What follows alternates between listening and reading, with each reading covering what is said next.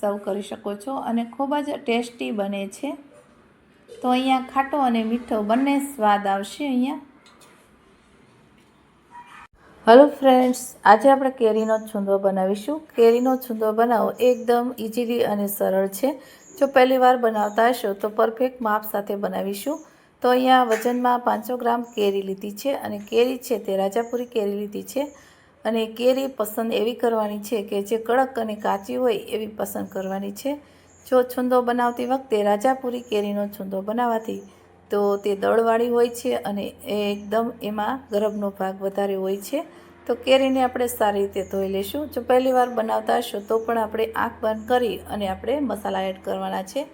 તો અહીંયા કેરીનો છૂંદો બનાવો એકદમ ઇઝીલી અને એકદમ સહેલો છે। તો હવે કેરી છે તેને ધોઈ અને આ રીતે નેપકિનથી કોરી કરી લેવાની છે। પછી આપણે તેની છાલ છે તેને કાઢી લેવાની છે।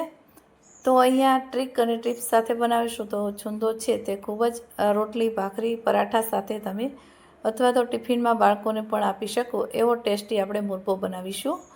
અને મુરબ્બો પણ કહેવામાં આવે છે અને છૂંદો પણ કહેવામાં આવે છે।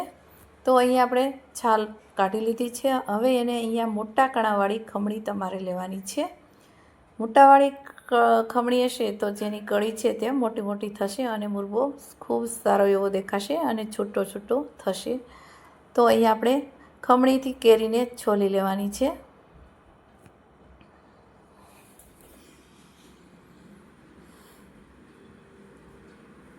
તો આ રીતે આપણે ધીમે ધીમે ખમણીમાં છોલી લેવાની છે, કેમ કે વાગે નહીં તેનું ખાસ ધ્યાન રાખવાનું છે।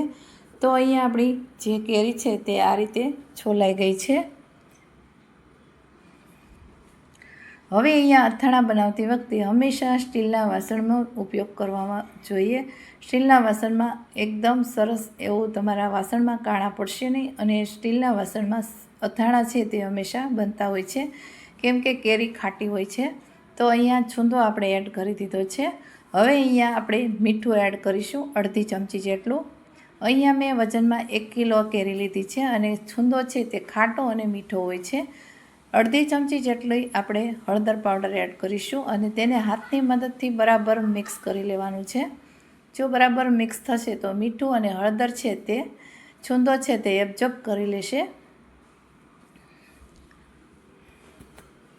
હવે અહીંયા થોડુંક આપણે હળદર પાવડરનો જરૂર પડી છે। તો હળદર પાવડર એડ કરવાથી કલર છે તે એકદમ યલો આવશે અને દેખાવમાં ખૂબ જ સારો એવો બનશે। જો તમે હળદર ન નાખો તો કિપ્સ પણ કરી શકો છો, એમનામ પણ તમે છૂંદો બનાવી શકો છો। તો અહીંયા બરાબર આપણો છૂંદો મિક્સ થઈ ગયો છે। હવે એને 1 કલાક સુધી આપણે એને રેસ્ટ આપીશું। 1 કલાક પછી આપણે તેને ખોલી અને જોવાનો છે। તો મીઠું છે, હળદર તે એબ્ઝોર્બ કરી લેશે। તો અહીંયા 1 કલાક થઈ ગઈ છે અને મેં અહીંયા ખાંડ 800 ગ્રામ નાખી છે। ગોટલી પણ આપણે નીકળી ગઈ હોય એટલે કિલોમાં તમારે 800 ગ્રામ ખાંડ એડ કરવાની છે અને તેને બરાબર આપણે મિક્સ કરવાની છે। તો અહીંયા મેં ખાંડ દળેલી એડ કરી છે અને આખી પણ તમે ખાંડ એડ કરી શકો છો, પણ દળેલી ખાંડ એડ કરશો તો જલ્દી તમારા જે મુરબ્બો છે તેની ચાસણી બનવા લાગશે। હવે અહીંયા આપણે ખાંડ નાખી અને બરાબર તેને મિક્સ કરી લીધી છે। તો હવે અહીંયા આવું કોઈ કોટનનું કપડું અથવા તો દુપટ્ટાનું આવું આછું કપડું હોય એમાં આપણે આ રીતે ઉપરથી બાંધી અને તડકે 4 થી 5 દિવસ સુધી આપણે થવા દેવાનું છે। અત્યારે ખૂબ તાપ પડે છે તો 4 દિવસમાં આપણો મુરબ્બો બની જશે। તો અહીંયા દરરોજ તમારે આ રીતે હલાવી અને પાછું સૂકવી દેવાનું છે। જો ડ્રાય ન થઈ જાય તેનું ખાસ ધ્યાન રાખવાનું છે। તો અહીંયા આપણે બીજો દિવસ છે તો આ રીતે આપણે હલાવી અને આપણે પાછી દુપટ્ટો છે તેને બાંધી દેવાનો છે।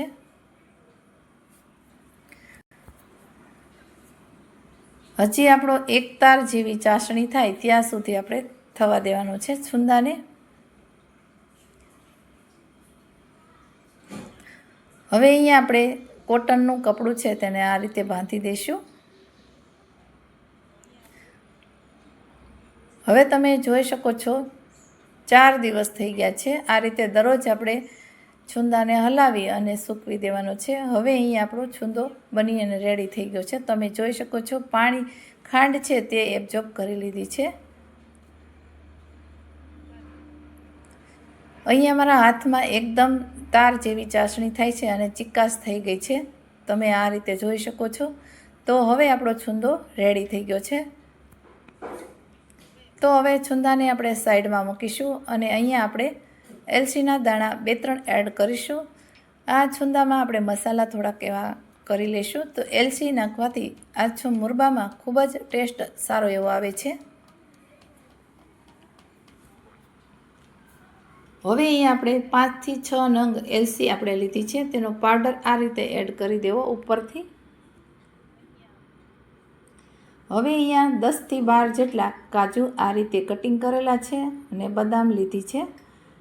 અને અહીંયા આપણે અડધી વાટકી જેટલી એટલે કે 2 ચમચી જેટલી લીલી દ્રાક્ષ લીધી છે અને અહીંયા 5 થી 6 ટુકડા તજના લીધા છે. તો હવે તેને આપણે મસાલા થઈ ગયા છે અને હવે મુરબામાં બરોબર તેને મિક્સ કરી દઈશું. આ મુરબો તમારે આખું વરસ સુધી બગડશે નહીં અને થોડોક ડ્રાય હશે તો હળશે પણ નહીં. અને આખું વરસ સુધી મુરબો છે તે સારો એવો રહે છે અને ધીમે ધીમે આ રીતે ઢીલો પડતો જશે. અહીંયા આપણે સર્વ કરવા માટે એક બાઉલમાં એડ કરીશું.